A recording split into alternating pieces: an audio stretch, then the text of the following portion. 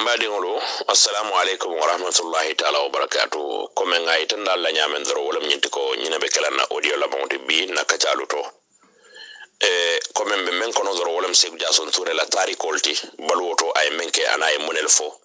ay munay tan ni mo la kawo ko to me ya lon ka be ke kanye muna fonti bi sek jason touré alhamdulillah ngala tantu kendi on do nada sek jason touré ya duanyino la menke da samba kamarati wa samba kamara anata duanyino la bara ya tara nen tamata nun kabonan jamani anata duanyino la sek jason touré ya musuku duanyino nyaadi nyama nay muso men soro muso nyim bukalo bulu ani wala futu ka bang biranata sek jason touré nyaaya je dron ako na jama lola nata nawo jamal lola nata way samba kamara jakali bake bawo momen nata duanyino la pour musku duanyino ite o mari jube kay ko na jamal lola nata nyin ko mole nata sabati se jason touré nata mi yitandala wala nyinti ko ite be lafri muso menna wala muso men be tuleta la fututo ini men be dingol sodla jama o muso ma wulu folo anada tara sade okono abe sek jason touré bulu obe jaman wo jaman lola alaka ke atele katambi wo nyato ana ala boss menke dam bojti ye jaman lulo ibe wo jaman lola fo faawon jaman lume balo kan sek jason touré nada faay ko bile la muso wuluta waya jakali sanji jama komanto sek jason touré kay ko la muso ma wulu folo ay mirata la sanjola aya fon jube ay duma jube ay santu jube ay sek jason touré jube bara sonda nyina ko nyi mori ke ba buka kuma kensen fo moya ay fon fo moya wala mu tonya da andu wala be sabatring afanan kontineta o jamal lole nata kontine anata kontine albamo ila anata muso soto mintole ane sek jason touré mune faate o muso nyina koto kay tan dala ko ila muso de kala mandin koti abe kala kayela molti anda abe kala fuloleti kolu nata la nyine nyama anata fula muso le soto bara muso soto mintole o mina o diye nyi malla fa e jamfa bake ndo fanan nata la le kay tan dala ko nyin kumande nata ke kumati men sabatita samba kamara la koto yo mbadi ngolo mursanan audio la bon nyindo kay tan dalla ko wonin audio membe nyono ma wala nyanda kila audio la bon di bare ngalon ko malafi audio nye jamfa bage pour downloading si sona ya no molu bulu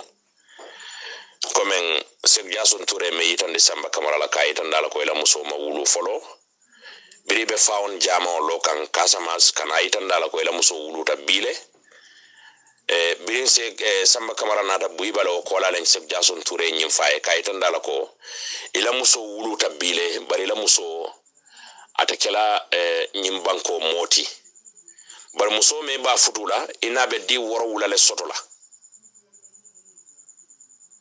sek jason touré nyim fo ko la len sek jason touré nata bele samba kamara nata traje fo wati jang anata ta Casamance ay muso nyinije o muso nyin biraya nyini muso nyin angamira to mu kumbaleti ni manyina barakeda fula muso leti bar sek jason touré men fayata man seroto walam nyinti ko muso nyin inabe di woro wala le sotola bari samba kamala la ta sek jason touré la nyin ko mola kada ya lonko mori keba kam men fo kuma le me ya lonka sabatita kadu ngala mo nyima ya lonne ngala kende ya lonne ngala weli ya lonne wala ya tinna ya alamuta asonta nyin kuma kan wala wa alamuto be ko la kason nyin kuma kan wala anata muso so men mu kayele moti akeda fula musoti bara maso Gambia banko kan aya so do Casamance le o muso nata di woro wala so do kono nya woro wala so do samba kamara la bi wo dingol be balorin wo samba kamara be balorin bi odo sek jason touré menje kay tan samba kamara la ko ale me yitandi na wolam nyinte ko ila muso ma wulu folo akuyada samba e wolu lala bira morke ba jube ay me yitanda la wolam nyinte ko kamen fo e hanna kuyate ala e wala sabatindi bar samba latale bawo ay sek jason touré weli yalo ayala mo kenda yalo wo kola biri muso wulu ta nata yitanda la ko ila muso wulu ta bile wo kola len sek jason touré nata bele bar janne aka bele ka fa ila muso wulu ta bile o forin ko la nata mi yitandala wala nyindi ko abe kala kayela molati ina be di woro wala sotla samba be baluri na bide membe fokan abala mo ikanne nyine sabatita bawo men nata tama zeroto anin kuma kanto skabo sek jason ture bulu akafo me yewobe sonni ngala weli yala lobe sonni ngala kenne yala le woto sek jason ture nyimmen be faye sek jason ture la belo kola kolu be nata latenne woto mbadi ngolo kende ya sototale weli ya sototale kunu kunni ngo katara dole larin kenole to alala kawke nte kanyan nola bi nte kanyan nola sama annu molu bebe sonna konte kanyan na momo ko molu kanyan to doro moli yete mari danne imari be sonna walla barka fo molu be kanyan da wada kenola ku sabatiri ngoti woto nabe lari wonyama belo lale jambi mbadi ngolo men ya lon ko kala moyro ke sek jason toure la nyin forum kendo kono men kata sek jason toure la talibo la forum modi dolu kay karanta ba kalibe kondonje kali tendu kali jayi kumala kendol men be nyin kafo kono ndol hakilin tangol men kana nkan nanyin hakilota kala hakil kende tiol la hakilol kan kamira kendol sotoje kana fa soto molla kuma kan woluto woton dol fana mum modi ka muru mulu kan doron kali tendu kali jayi Allah kada ku nyimma men albaki kan nyin forumo kono woton be duwa kendo nyin la najiko be sik jason toure kan ala barol to ay menutu dunia duwa kendo la ay menutu dunia sonta nyin na kon bulata o duwa jabi molu kono le woton nakara fo be murla kata dingol kam men be koma ala kan anala kila kan katu ala ko nyela wa yaktadil mutabbi'ina wa yasalu al-ulama kayya kan no masatar la kendolu men be go sek jason toure la molu wala sek jason toure fango wa yasalu al-ulama on silunna lu nyininka lunna kendolu men be na dino itandilanna ibe ala itandilanna ala kila sallallahu alaihi wa sallam woto nga sute ko nyil laslo mo molleti nga ala tentu baken annabi jayi kadu ale si jangla nin jata kende ya anin harje firmoni laban ko nyinya nin tanko ni suturo nyimbungo ala yake bungo te meya lon ka be kala nyon tangolati anno sonda ko be kelale bawo se jason toure nyimfo moli ko ako tuba buiba wala be labanna woto alama ala en be niyo si o watoma inshallah ko mole ma mandi ya nimbulata momo kaso de siya ko boyndi ala kan kila kan nim fem fota je fana meya lon ko asike nafati moliye walla sike toñati asike kuma tilindi o dal salon ko mulla nyinolti kabo Allah subhanahu wa ta'ala bala kali kondon kali tendu kali jayi alnali badi malen Allah piyaro me mulla min tureti brikama da islame ala barakabat yo assalamu alaikum wa rahmatullahi ta'ala wa barakatuh mbadi ngolo murtanan ko dake kaitan dalla ko ko men ngaitan no nyamen ba alifa abe me yitandi kan nye lawro la koto sek jason toure men fo nyin sata o almamoye kayitan dala ko alkamen na lawro jura anin alinyanta kamen na lawro jula manke kilinti komen ikatambi alifala ikadala dinni o dani hannin ayatara misalo fe korda kono la taman sero isata wala dro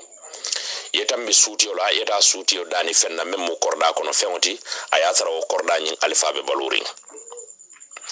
wodaniro de ning alamante mari de maskeno be miela daniro lale bari isulam fe moment walle be la frim men pour ko sotno korda nyin ko dabe kole ala bak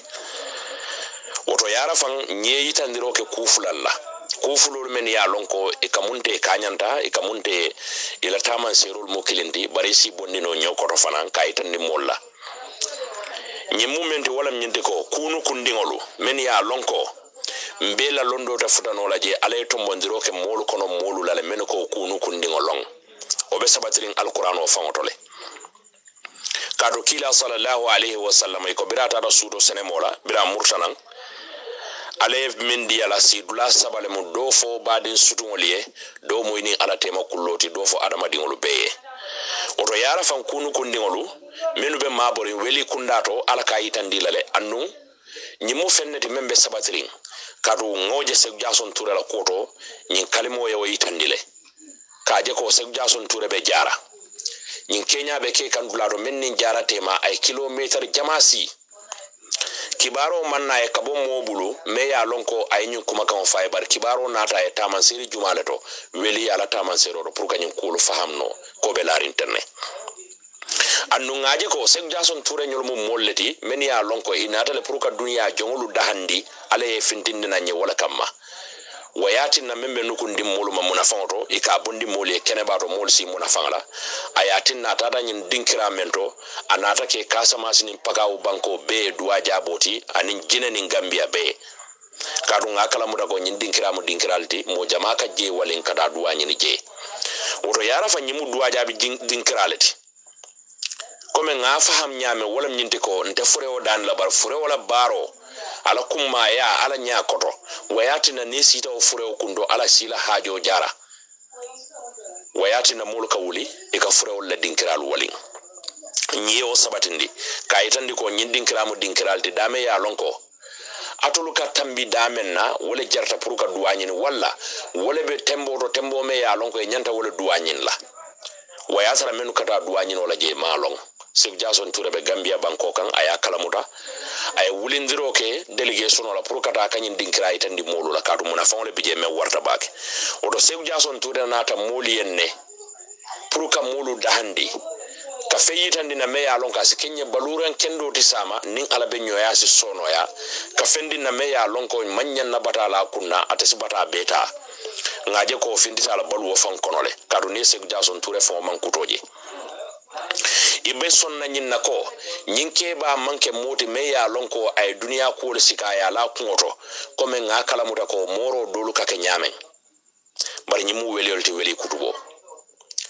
ay duniya fay jana ay lakirata ay akodi duniya la bara mulu susindi duniya kan kairo kan nyinkam mani boto duniya kono fanan lakiresi kairo tare nyato nyaadi nyama kurulo to anin daji ka tendo do ke nyaati linde alala alqur'ano la anin kila la sunno sallallahu alaihi wasallam wayati na Sek Jason Touré ngalon ko ninna fulole mu asifa o sifa diatae sotonya diatae asa sotono ajamale barana ta ko diwo bela momi ye jaman tan anin fulalo duniya kono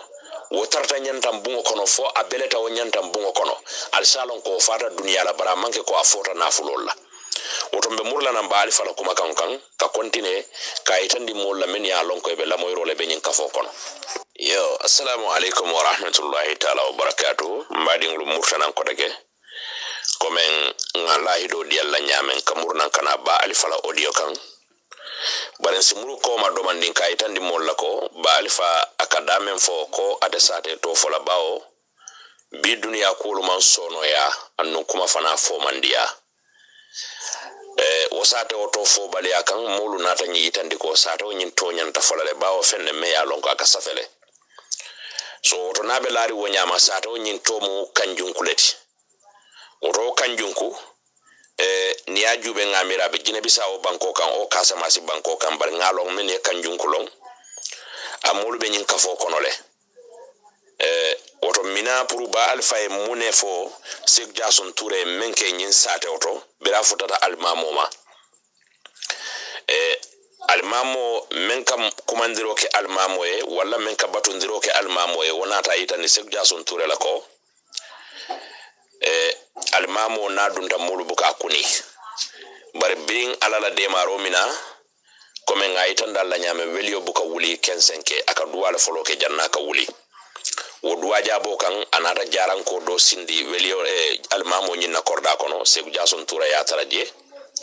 mem mu jali ke wonyente bira Sek Jason Touré je dron a wulta ka kuma Sek Jason Touré maka itandi ko almamo nala naibo e ko ale ku kale me warta baga Sek Jason Touré balla sate oto wonata kendi kuniro man kolaya kotenke nata almamo kuni Sek Jason Touré nata itandala ko nata pour yen dandang lawroto alka juralo ke damento kaburoto almamo nata itandala kaburobe nyankaring dibo dunda Sek Jason Touré kay ko misono le nyinde me yalon ko wolente wulindi andu ya duno lankane bilen silo bota woto feroti ye fonsi futa nyin kaburoto ngayi tanda la munebe kerinje kada tol kata damen jura lola anale nyanta damen fon jura la imanke kilinti woto baal fansi murakan hani sayin ka nyininka almamo ni Sek Jason Touré tat ni sila juma la purka komen mbalo la le jang ka itandi ko Sek Jason Touré la silo purka tanyi lawro yitandi kaburo me ya lonko e ka jura ani nyanda ka damen jura imanke kilinti bar mul mantra londi men yalon ko ka juralo kenye lawrola woto ayatinna sek jaso e yamaro soto pour kada kanyi dinkira itandi molula pour munafa men bije ikana foala anda nata itandi o kola keda munafa de me warta bake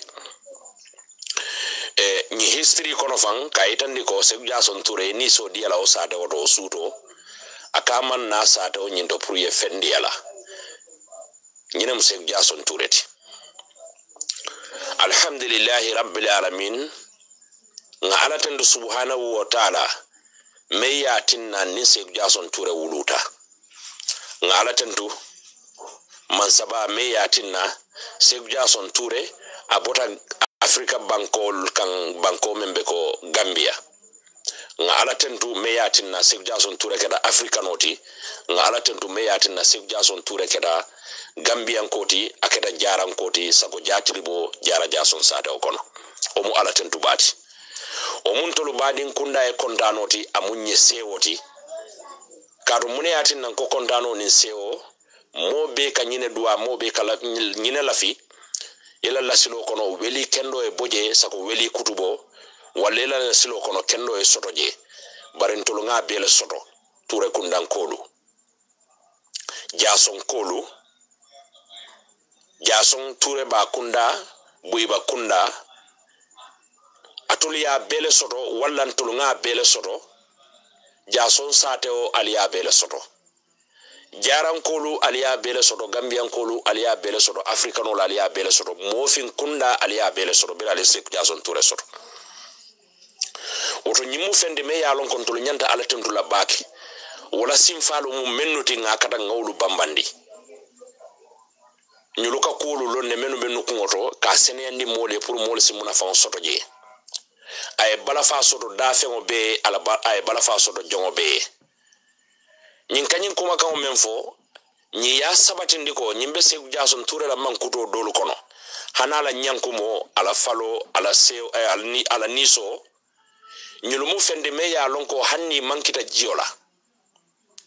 akamulu kumandi ka foye ko alkana so nyin dafengo leke dafende men ya lonko be konkola walle be mindola ayatinna sek jason ture tamata nun kada jine bisawo banko kan faye mo wulindi ka murundi na jara buiba sate o kono kayita ndala ko ala falolu bije men ya lonko tilifula ime mindi o mari nata ya tara ko abe sabatiri wala nyama jara buiba sate o kono woto we dafe ngol kumma yandile hanni ma nyinin ka adama dingol la karola biray dafe ngol kumma yandi dron ni nata adama din kundato ibatra la ko ay mo be de bunya ay mo be horoma aya famma ji mo be wayatara tele ba be kan santo me ya lon ko makamo babula ka ketenne nyine mala daji koti nyine nyanta ka ke makama ti ola daji koti fana mbadi ngolu nyine mu sek jason tureti sek jason ture ko wadan lal men ka wadani jamoto molla diro buka ditolu kam bake hakilolu ka siti la karola bake andu nyine be sabatiri nyine mu tonyati o mu naso doti dino la fannala woto ntolme ya lon kon tolle mu muslimuluti be muslime ya baro ke kan alinga bala fa soto nyoye nganyo kanu sek jason ture kan susundi wala kan nganyo kanu nga bala fa soto nyoye nimmen soto bulo siyata menti sa makoy kabo badin kundato kafunyo kundato sinyo kundato kunda beto ngaje kon tolu men bulo nyikinta nyindol men masoto nga bala fa ni hino soto e nka men soto nka do taje nka dila wotati nanga ke fuaro luti bari nyin kanyi mendi wosike nyefende me yalon ka be mako la kan sambanyato kana nafulo le yirwandi nene ngamo wo sek jason ture kilin wala ko marse jano haramu la siya jakabo baliya wakati na marse ka jani woto alinga na jakolu bondi sek jason ture nyina fo andu nyina muto nyati wo sek jason ture kilin o mina audio la bangoto ay kuma kan mi yitande kendingo dola men kala jamango lo kendingo nyin tomu jumalti anay mune faye mbe onat laliye. Assalamu alaikum wa rahmatullahi ta'ala. Mbe kalifonin bundun ke be kondonna anin moro lakarabolo birin boy ba fo jason be manta ben talbolo kondonna menno be Gambia, Senegal, Nigeria kata fo tubabu du duniya karawo kara be moro kanu balu be kondonna be kafudiŋo fana be kontonna be duwalal fana be kontonna mennu ka koloro ke ka duwa jamaye be kontondirlal fana kontonna mennu ka kololo ke ka mulu siyare o be ka kanole sabatinde kafu kono ala man jarabila nyo kanona kantanka nyo ko be satarlal fana kontonna be lamoyla nyimmal fana kontonna satarla men ka fana kontan nella moyrlal ka fa nganna faso to la kumoto o ka atinna la fana ya buloma ba fulal be assalamu alaikum wa rahmatullahi ta'ala wa barakatuhu ba fulale jumu'a mubarak hanbi betentenna kado fo sai bolla mankutol to men kila kafunyo ka fo le sahibul men ya le sita kodo karamo ba fango ye daji kan yimmal ta kodo kato ni ko umar ni ko abubakar la betaya ala tilin ala tonya moya daji ka kenda wo daji ka kenda yaje sai bolla kabo birin abubakar la kana fo umar nyolle la tilin wal nim fatiya kana fo usman nyolle la fonde sireyal ni la malo kana fo alu nyolla ilal famma jeni la londo ñunu be e domandin ta kila la daji kolet ñunu be e domandin ta wolta ñun be ma tella mankudut e kabata ñunu memmenna daji kolet do ala yake be domandin ta tella bulu wota ta famo fanka sole ta ta bukaba ntol fana be kaware mo kendol men be ma jang kabirin karamolu fa jaso ñul wol fana bulata ñul le sinno no ma foy bulata ala la jonken dolu kono ntol talbul fana nyanta katala o karamol le sinnota isaje ata filla kominna don kilolun ka fo nyame wol sita kulo kan ne kulo manfara nim fanal sita kulo kan nkana son kulo e fara kulo ka tente wolanya fo mo kendo sisia barnita sita kulo ke ma topoto doron isaje na e faru da mota doron na me ta sidulata sotal bitun sa kata ngan tawsite nyim fonde sireya de to wato la fama a joka kolaya yalo sambe wato men kono de to keta fifir lalu kaleta men yalo lulu kata la ya nyine ya nati la dimbali ta fama man sono ya moto jew fama man diya bake oto wol bebe deterin ni wato la mu koma felo nyanta siyala bake tabuku kelo fana abin tanyo wati deterin wala fi kolaya be kirin bake adu nyanta tala kelo kila ka mislima ya sabatin da ka tonya sabatin da ka alala kilin baya sabatin da kila sallallahu alaihi wasallam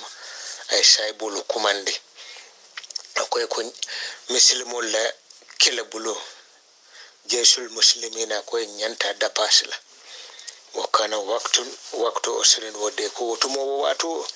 abedde tirin ko la yabe kire kila ko yal sita aliye infaq fi sabilillah momo yemen soto infaq komin na mol ka fo la doron fanka dam momo yemen no yeta kamana abe mol kono abubakar ne umar anen saybe to mal usman nyol birayo fo doron saybul be janjante edun takata kukat wallan alala kila ko ten doron walla fa kasara wiso mutaka tambe bay falul fa wala na ko ten doron hanna tebulu kata on nyenen nan e bije doron umar bun katab folo nata bidanga nata kila ya nyenen ka sallallahu alaihi wasallam akai mada ahdarta min malika ya umar akai umar te munen nati la nafulo kono kala umar kai nisfa mali akai nan nafulo nga talate male allah kila nga talante onate yake sabilillah alwajibe ala nafulo talante misal fi ne wuli tanda babula wuli lulu benat amma sila fuare ala talante onat ako kila ko wa kayto nisfa sani le wala ayala akay ko nana fulo atalante do ngawtu mfanwe jennin na dimbayal ko min ngawke fankan do ko ngato nate ngatu je ngato na ta ngawdi la sabilillah abubakar fana nata wa fana juruma sallallahu alaihi wasallam kila ya nyininka akai madha ahdarta min malika ya ababakar ite jolle nati la nafuloto ite abubakar siddiq abubakar kay ko jami'a mali ya rasulullah kayente na nafulu bela natina ite alala kila ya rasulullah akay nga bela nat bira kay nga bela nat kila kay wa madha abukayta lak wali ayalak sila yemune to ifango je anila dimbaya alila mo abubakar kila jabe men nasal radiyallahu anhu kala abubakar kay ko abukaytu lahumullah wa rasulahu akay nga alaratu wol bulu anala kila wolunne umar ko ntolu dal nga fenfen kata mota abubakar sinula wala na kitabul beben dako mo nyimmal be nabata annabi yomme yala abubakar la mo be kebat ako alala kila ente nanafulo bele nat ko min ne wuli tambe mbala kay nga wuli tawo bele nat akay yemone tu ifango e janila dimba akay nga alala tu wol bula anala kila nga bele nat umar konte ya lon ko betum ntolte abubakar soto wala nabirin kila beleta sallallahu alaihi wasallam lafta kalifo tombon molko abubakar sono ya jawtale anyaji feyatale ajuso manja kafo marote diyala kila boro waje umar le wala mo ke ko lawde nyanta wala kilaji umar fawna balanta ko dekkelaji muko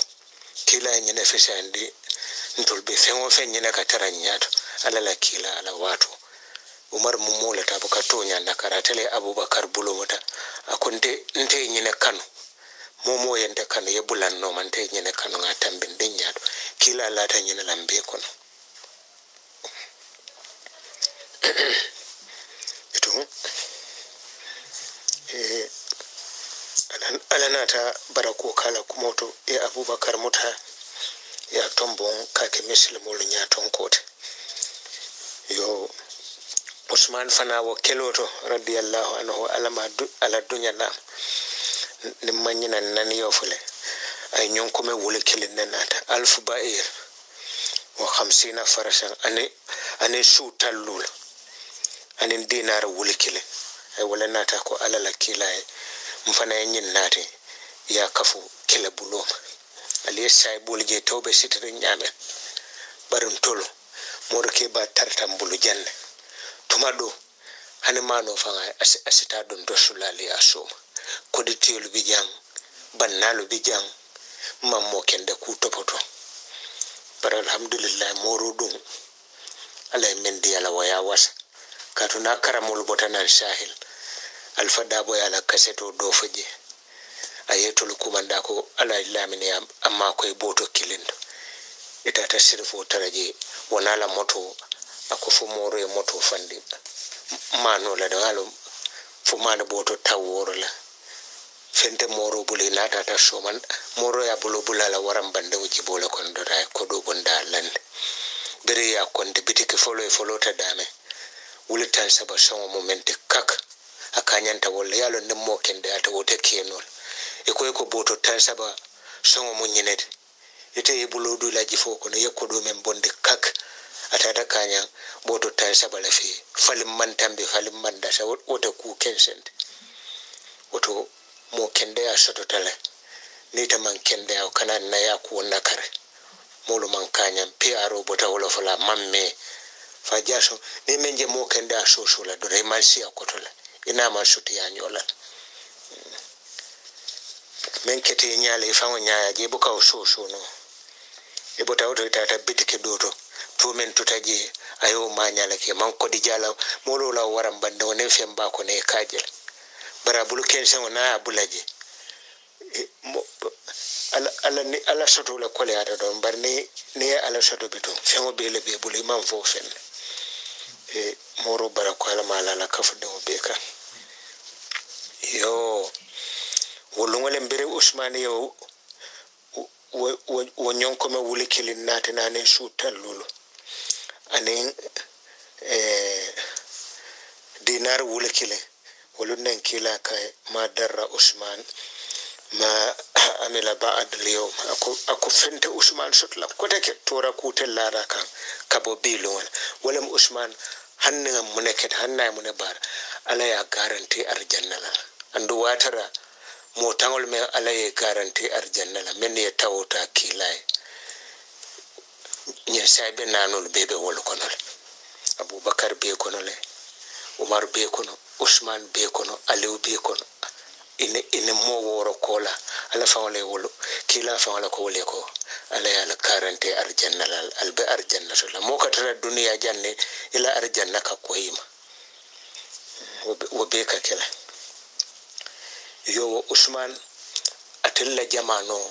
rebelolu wulta misilme ya kono inate ko fo usman e ji atella be khalifa ya akoy nali dalile nati nyemena nyanta jila khalifa yal nimboy tam be jila ikaye kila molle fasa ila karaboli ibade shutun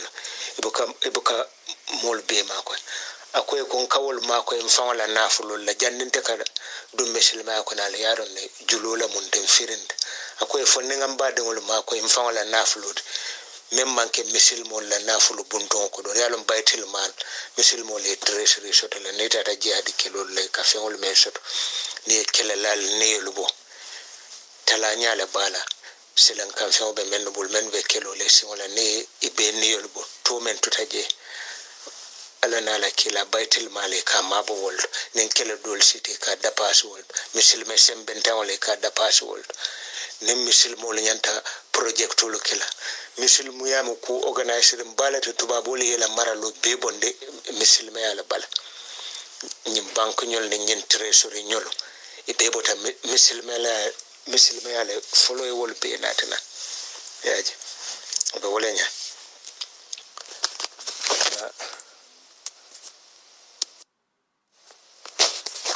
yo beren eko usmani ji akufoni ya dalilo fae ikay ko sayin bade sonta ko kela mol ma ko ifanga ko dol yana ful buntu konti bo ya audit hani fem mamman kije ka fa ko usmani ya nyinetinya akoy wotal dalila donata ka to lanyen dalilo boytal ikay ko ha sayin imeta khalifa ya la akoy ndemam fam mendije alale mendije kare keta jele ni watina ngam kare keta je ni watina nin defa na sita je ala ya wato men fo na sita be bolaje par wo nyawonya e manson e rebelul mamante ko fayji otumo aliou tata no ma kay ko ni lafta mbe kele bulo dadala ni rebelul e kele ali say bolji e be ka tonya la fasha e bukanyo hasidiya e be nyokan kato kila wala fo qualité ala soto nyola fal damale nyokan nalma nyokan alta ala soto non wala nan na morkeba momo e camera yete la kanu momo e camera yete la kanu hani mennu ma kanu moro bi kanure satar la ya fo jan mo kendo bu kam mo kon nante yalo alanga wol bo sondo moto no bo bije do re bu kakeno mo kendo e kanga ne anyi mala soto ala la dafe wol be hana manke hadama do dammat be yawol nim fengo be birin alu kay ko ni nga soto la barin kama be tele bulo tele mu kalifo do be kila bulo da dala ni rebelo le ki senyo la ngakel ali la moya men fo alu ako alu ya ko ndekilin nafa rebelo le yana en dekilin fa wala diyata de mesilme kafu fula e senyo la yele jamaa bonje mo wala balati binto la nyaton kul hanne wande yelo lebe bonna itol ni la dimbal tali tanka wala ka fisha ya dina e ji palasot bare usman na nyimo wala balete muslima nyaton ko be momo ni mo muslimon akon dekkile yelo e bon wala diata nya aloite kile bulo dada ina muslimo li senyola o rebelolo muslima yele jamaa bon dekkile yelo e bo wala fisha ta nyawal barayo fo alu nata lon kay tonya la fo amanso usmani ba belendi la lon menna abenta juma lon la fe adon be sundinne ya tara alquran karam la fana wala na janni ka belende asibota ala la kila la sallallahu alaihi wasallam kila kay usman akay sama ibe sungotele kanun te wallaya biri usmane yo je dora lon ko ala la kiti futala la ate tambila bila birin kila kai sami be sumo tele kanun ta walla ya men no kan wala mu ate ala la kila abubakar ane omar watara wol belet ate ina ta da usman fa belende wo jumole alama alay yam fa kai asunto ya tara alquran kanan yo abe wolanya ni sai bolu ibukatulun kila la ya marola nin kila ko alinyin ke doron e kanyo saban leke e kanyo se aleke mallafi moyesiyande andi ibukake tudiya kama ibukata rajito ya foko kari nyineke ibukam microphone muta ka fo kari nyineke kadun alala kila la kan kullu kon usmani yo dinar wul kilo fudila don da alala kila ka o tabu ko kelo ka fa nyomolu kola anin suwolu kola nga kodo fana dila o fana nyanta kala dame asikije ata usman kala beta sabatinde kabirin alu lafta na fatumata nyinin na ka ken nomo nyote aduma nyanta futu na fulo kala alla kila ka sife nyinin be futu sitlal tema men ala kele joran tata wala wafi marsawto birin utumo usman mu julol tabe marsawto birin ay ali je doron ali je dora ya kumanda ali unat akay nata mun nyinin marsawto akay fenne be mbulun kawla wafi akay ali ala bonda tande alol alo kay ka wafi jollala birin usman kay ka wafi jollala alo ya dafay say nyinata adinaro nan kamola usman yakodo konde ayadi alewla amurta to ko abe sayla ala kila jora o samba ya diala akay ngase mal baranye so wala fana kato alonne ko alewna lawo kila jora o temu hajo mem yatinna be obola ube kila haji kendola yaji hasidi ate say bolte makila wo be sondo mol ko no feren ibe mo kende nintol labe jamano lam mbesila banta balta ngafa he bashi akanata la fenna wafi marsawto be ngamere de abedde tola ko ne wata taw wafila ndele ya sangama nga sanna fo falen to tambul nsiwoke titar lawde bar mo bu kaw moy say bol fo kitabul men ka safi pour mo kendol sakate isi yakela oto nde mo be konton na ka fonin alama yurwala alama barka kalaji jumo horomo allahumma salli baraka salli ala muhammad wa sallam hanabi katenten usman la fonde siriyala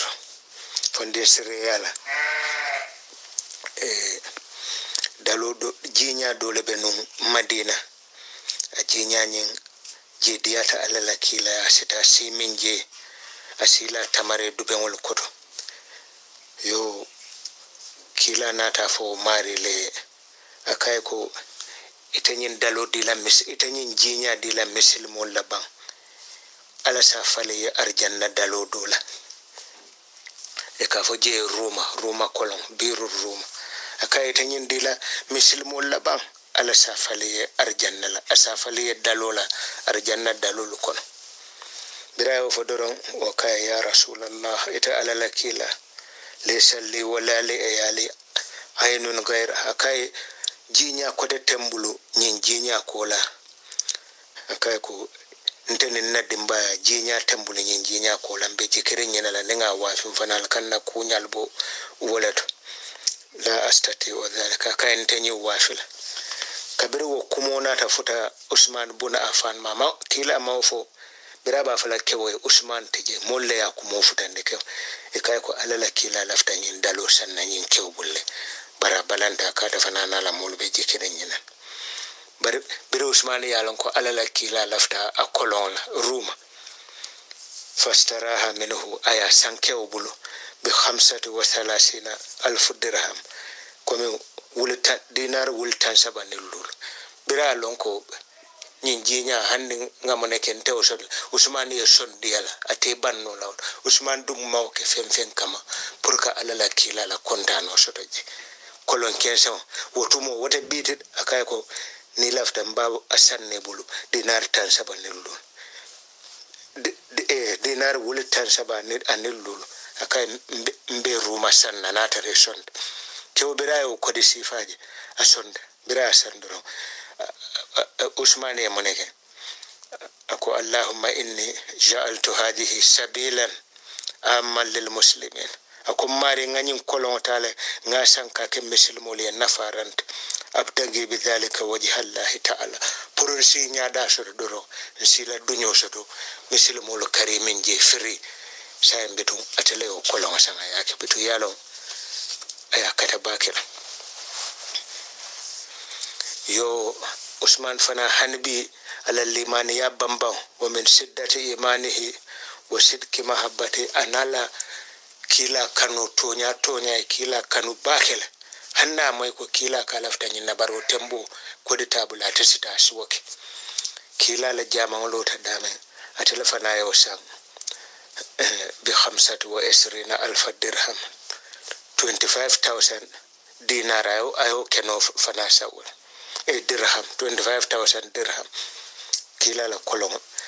kila la jama nyanta lola dame atele o keno sang birin keneti ko ba wafila la usman ya nyinen ke ba wafila jollala akay ko dirham wuli mu wannillu usman ya konte na jammol ka men na cash down aya dela woto moro la kafo alama bannalu siyala je bannalu men bije alma fonde sere ya sodi le sondo mo kon alama mbala fala nyoye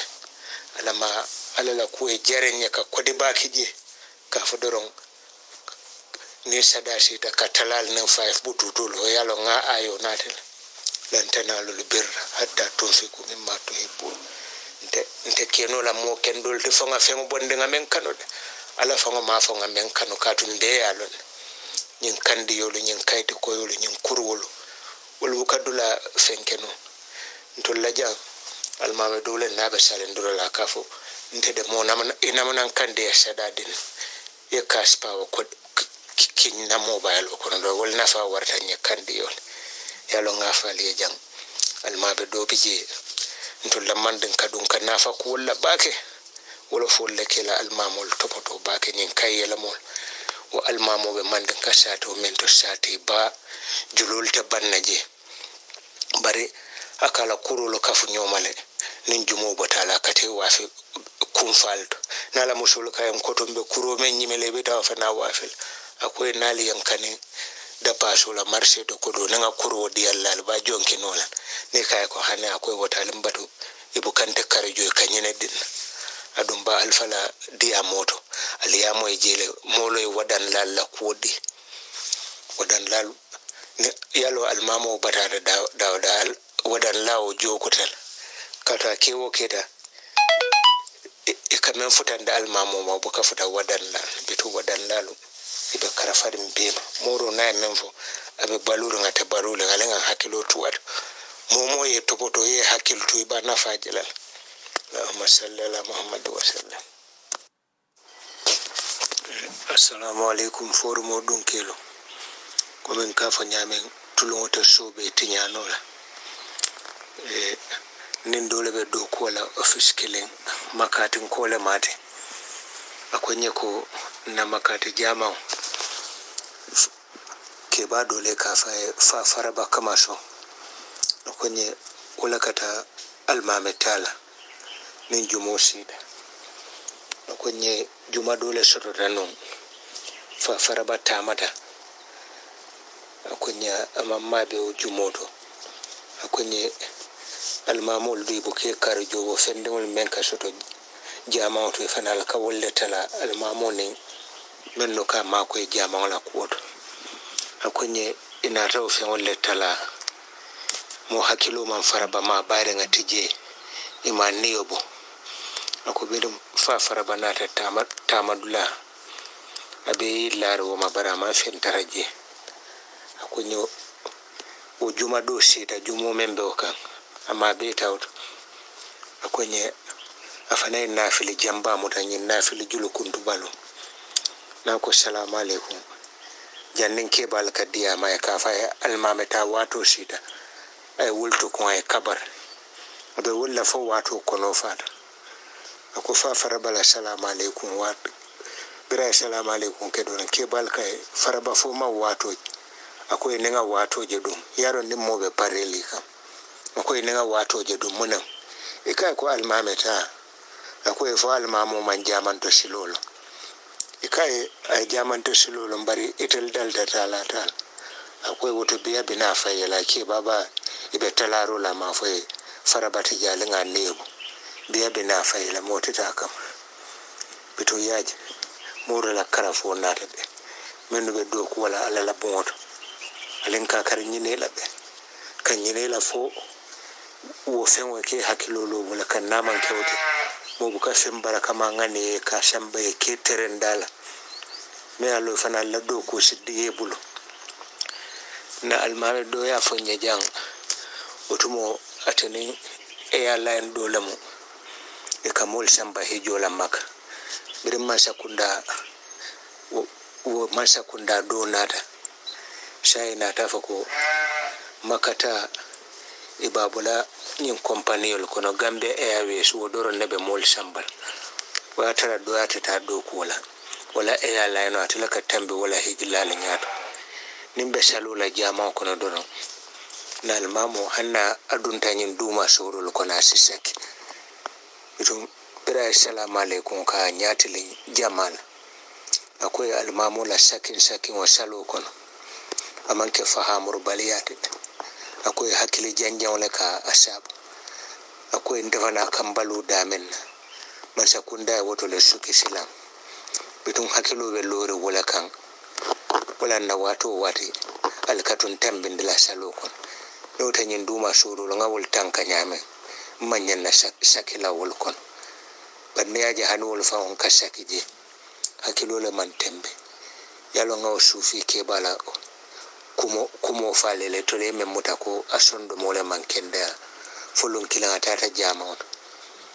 al utumo al mamula sene ne so filta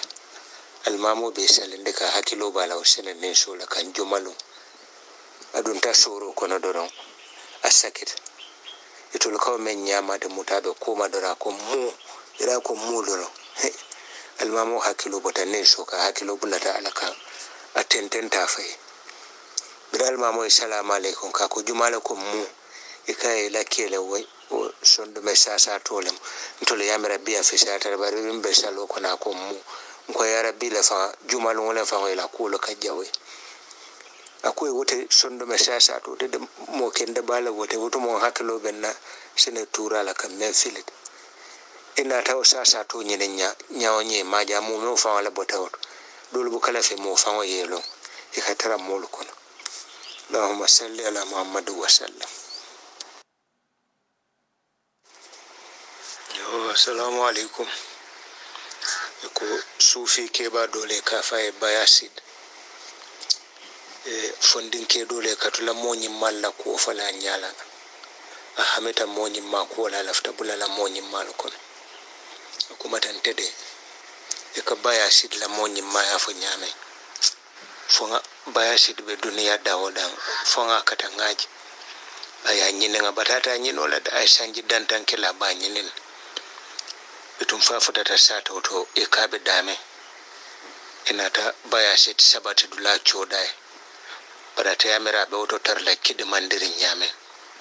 woto be kidorin ne faydo bayasid damala be woto bala nyama bon ko naje bira futata ma na nyokonto akai ko moro nka bayasid le nyininka akai bayasid kawle nyininka kai ha akai bayasid ba fanyininka sanji tannana ma fanja mala te mu jumale ete ko kawle nyininka ta folo yete fa on nyinin ne yalo mu mende isina bayasid nyininka bitu aliyaje kulu kake nyame abe o nyale fondin ke fana do wulta ay mo nyimma dole to moy e ko wala kam molu chonka ke futande e ko ala toba be wala bunu bismillahil azim atata e wala nyina faayaje yara na nyo kunto akai keba kan nama kai ntelafta yamma koy kullu lato ala to men warata to lubeti akai wo kullu musimmalati yamre ta sita o maro maba akai ke ba sita maro mala musulmi ke ba mai ta ta sanji tanna na bito ana annabi yum mai alkaddati wallan ba mara nona akai ba mara nona kai ha akai mbe kila tenda dola to mo moni ma be santo sata wol akai mbe kila tenda ni tata je ni futata je komi wo tenda misal fe ni jara so ma nyolmu walla fara fe nyolmu dula kidmarin balen business o katara tamalaji molbe wuyu wayanna nyokono kewol ne musolbe dunna nyokono akai bita wo tenda la ni tinyanta je ni menje ni nata ya sata nyewularo ni sita kullo maroma mbadi lelala fondin kewtata wo tenda la be sire abe mol korosla molbe tebina dulbe nyonyentela ka famenna tafu komi yekodo be mabo moye nyenta ya aboko imamba kalam atabe koroslo la nyabe wol bela musu kense wol fanani ki kense wol be nyo chalen anya ku jamale je tenda barwo be ma kaba kuya ka to bere moro kay tane menje ni na te shafuni ni sulata kullu marol mbalon na anen ni dasata marola fana mbalon bije aje kebare modo obe kotorin koboron lo sito be laranga kunto onala lobe yaay kan tendala be lo kankulala jombe lo sanna fonsita siro sam fonsita tabasa jombe lo sanna tabako wala be na jombe na lo san yemme men joje mba wanterla mbe hatajirim kodo kodo o kebabe o kankularolla fondin ke dobe tendalaje abulata keba no ma bulata nam fafuta do aya simfulo kolobo sako ta take keba boy ta fada e banko bi keba wultala waram bandin wata ya dabe konkon ay banko konkon adala singo dunga lo kota kabe nyun bitun yin fondin kew me kai ko tane men je sina sat atata yo keba ma ko keba yenyu nyin do me keba singo kolobo sako atata ko e ko keba mun ne kela fa ya sim fulo kolobo sako o kai ko fonye tele singo kolobo simune beji karama ne wo ya bira nyu kurpenye kende fo mo le dunte tem tata siya be nejila ay fonyonde bidanga sai wato sita lansaro atata morke baya ay kullo nyinen kamembo morke ba kay nata kay yemone je tendal akay karamo ngamira wala nal kasaba tendal al katasi wulolu kono tenda kul si adada kay binte ko menji aboyta satala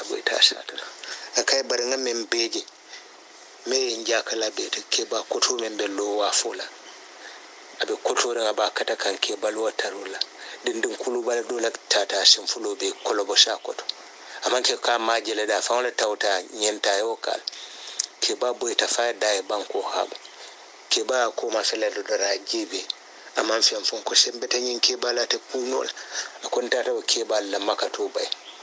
le wo fondin ke nganyo kurpenye la fon kam fonyon de molle natan ntala akai kelo le ka kai ha akai tamashi kullo marom akai nata kullo men yinin tabul akai ado ke balabul wala ya dinta fana akai nata ranu ima wala makato bayano ya fa utuje no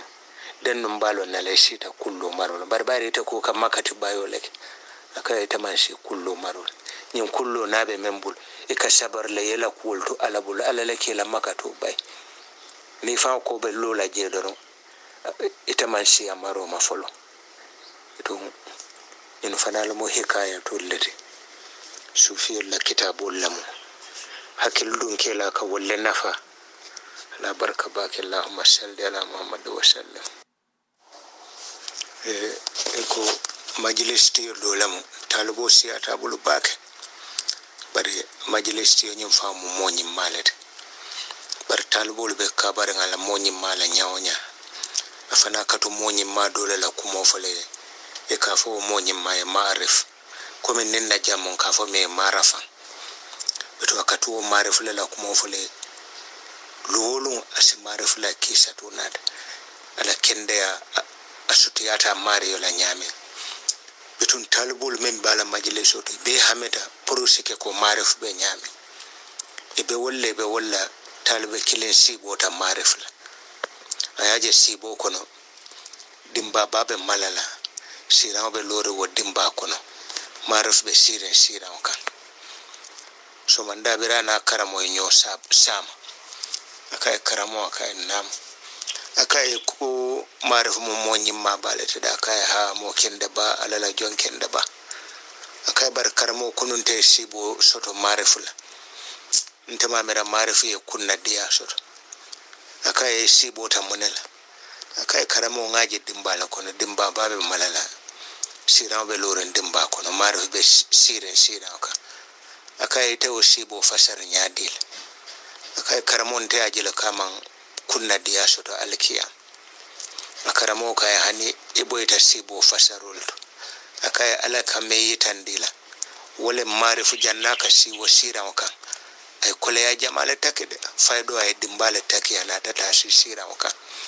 nkala ko men fali ala ko kala nyabo alay melle te nyakoto wala mo nibe pare la ka kole ya taki ko marifu kole ya taki nyame ite ba palaso soto nolala akai alay wole le nyato akai bari be kimale takila de be dimbale takila ku ko len jama ko le ya dawda nyinya ta ala safene jarabire jama de janni ka siyasira kan barnite duro koto alay wole le nyato fo bata be kunne to ana dafa karamonte to nyalen ila fasar lo le sahatan tat ntamera non fama kunna de ala soto bernte dimbaje doro wala nasibu fasaro mandiya mislimo ne sibuke akata iba fala me amari e kenyi wote ne wo mari ko kayralem ala sibu ke kayra de kila sallallahu alaihi wasallam ay wala ako ne sibo ta ya sata men folo na ko kayrale ako hannin kayra tanola ala ka samu te kayrote bar hannin kayrale ya sata men folo ko he itlanye sibo te kayrate ako asike no waya fo nyama be kala wulanya ako wal kono nimme sibo te yefenje silante men yeremi mala karokan yafo a'udhu billahi minash shaitanir rajim yana dajiyotu yele mi mala karola yafo a'udhu billahi minash shaitanir rajim ye dajiyotu ako tuma do sibo jawo ala sayela man yo wala baraka baka hanabi mbe shufiyulla katama serul do mande wala di ala ka kaba kuwol menke itarambulo ni nyin dol tarambulol fatala dol man tara sondima dol be sondima barniti balle mutide ila tarbiya beti atabake hanni e sanji muwan neke kitabu karawti mansi alala jonken dol koto yedaji ko jibe ye tarbiya e bu karam kulu kensa bu ke keno mo kensa wata ala baraka bake